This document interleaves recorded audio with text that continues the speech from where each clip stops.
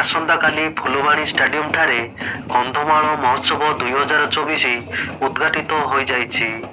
ଉପବାଚସ୍ପତି ଶାଲୁକା ପ୍ରଧାନ ମୁଖ୍ୟ ଅତିଥି ଭାବେ ଯୋଗଦେଇ କାର୍ଯ୍ୟକ୍ରମକୁ ଉଦ୍ଘାଟନ କରି କନ୍ଧମାଳ ପର୍ଯ୍ୟଟନର ବିକାଶ ପ୍ରତି ଗୁରୁତ୍ୱ ଦିଆଗଲେ ଏହା ଦେଶର ଏକ ପ୍ରମୁଖ ଜିଲ୍ଲା ଭାବେ ସୁନାମ ଅର୍ଜନ କରିପାରିବ ବୋଲି କହିଥିଲେ।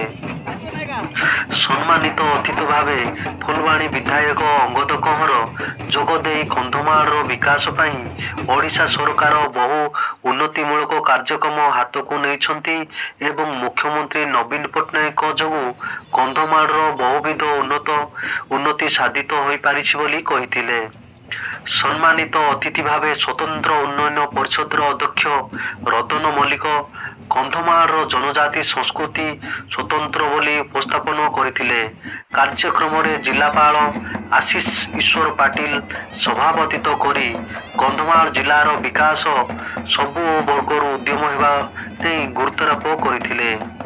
କାର୍ଯ୍ୟକ୍ରମର ଦ୍ୱିତୀୟ ପର୍ଯ୍ୟାୟରେ ରାଜ୍ୟର ବିଭିନ୍ନ ଜିଲ୍ଲାରୁ ଆସିଥିବା ନୃତ୍ୟ ଦଳ ଆକର୍ଷଣୀୟ ନୃତ୍ୟ ପ୍ରଦର୍ଶନ କରିଥିଲେ।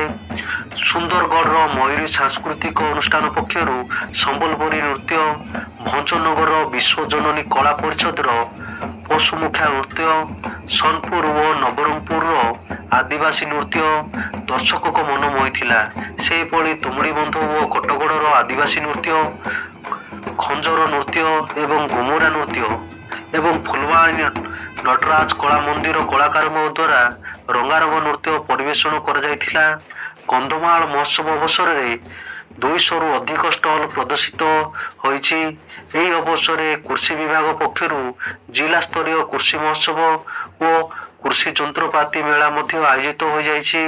କୃଷି ବିଭାଗ ପକ୍ଷରୁ ଆକର୍ଷଣୀୟ ଷ୍ଟଲ ନିର୍ମାଣ କରାଯାଇ ଚାଷୀଙ୍କ ଅବଗତି ନିମନ୍ତେ ଉନ୍ନତ କୃଷି ଯନ୍ତ୍ରପାତି ପ୍ରଦର୍ଶନ ଓ ବିକ୍ରୟ କରାଯାଉଛି।